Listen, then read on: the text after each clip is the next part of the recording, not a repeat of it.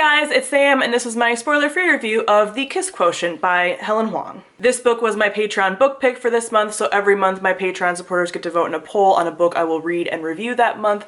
So if you're interested in contributing to my content in that way, along with some other polls and things that are on there, go ahead and check out my Patreon. It is linked on the screen. So The Kiss Quotient is an adult contemporary romance, and it follows our two main characters. It is a dual perspective story. Both characters are in their early 30s, and our leading lady is Stella, and she is high-functioning autistic or Asperger's. Some of those terms have been filtered in and out, but the synopsis does say Asperger's. And she's really never had a adult relationship, doesn't really feel like she knows much about sex, even though she's had it, it hasn't been enjoyable, so she decides to hire an escort in order to teach her how to have sex. And that escort is Michael, and he is a biracial Swedish and Vietnamese man who is escorting in order to pay for some bills that have accrued and things, which you don't really know the whole nature of that at the very beginning.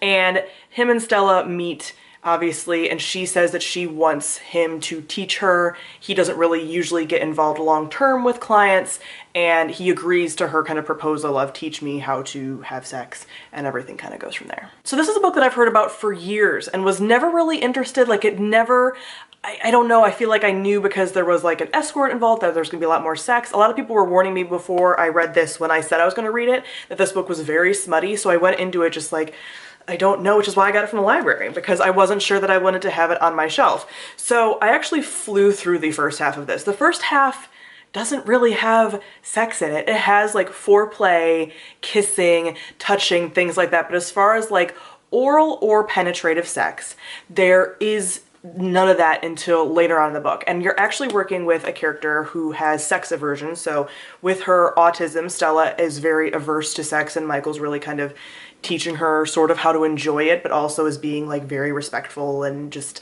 an awesome person all around. So their chemistry from the get-go, I really enjoyed. I really like both of them as characters. You get obviously both of their perspectives on what's going on.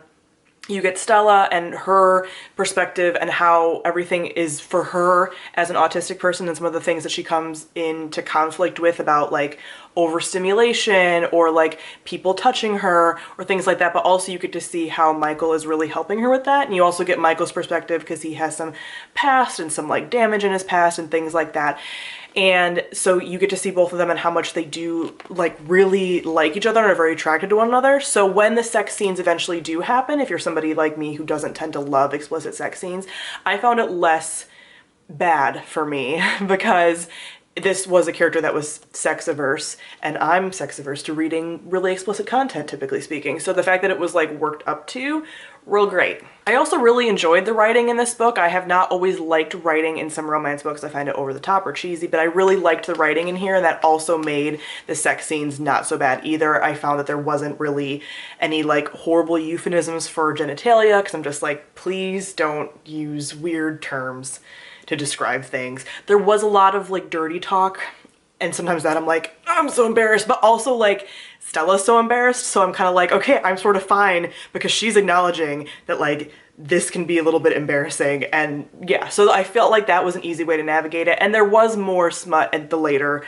part of the book, but I was also able to just kind of like, okay, I can sort of skim through this, like it's okay, whatever. I will say that the later half of the book I didn't like as much, not so much because of the sex scenes, but because the main characters were doing the like miscommunication trope, which is very, very common in adult romance, in romance in general. I get that when you're doing in a I get that when you're in a contemporary setting, there's only so much that can happen with people to like cause conflict, so the miscommunication is a big thing. But since you're in both of their heads, you know how much they both like each other, and so it's just like, stop, and like stop being so blind. And you're also seeing like what they're doing, and I'm like, how can you think that this person doesn't like you, and how can you think, and like I get it more on Stella's end because obviously like she doesn't have necessarily all of the like social like skills that someone without her condition might have. But then you have Michael, and I'm like, you have no excuse. Like there's like, why are you guys like this? And also like some of the reasons that he was pushing her away I found just weak, but I knew